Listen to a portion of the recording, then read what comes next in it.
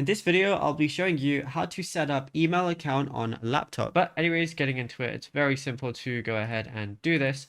So what you want to go ahead and do is firstly, you can just go ahead and go to Outlook. Now, this is probably the best way to do it because you can open up any different things as well, like your Gmail or anything like that. If you have an existing email account you want to use, or maybe you want to make a brand new one, I think Outlook is the best for this. And it's going to come pre-installed on your Windows 10 or Windows 11 PC or laptop. So go ahead and type in Outlook and then just go ahead and click on it. Now, whenever you first open it, it's going to ask you if you want to add an account.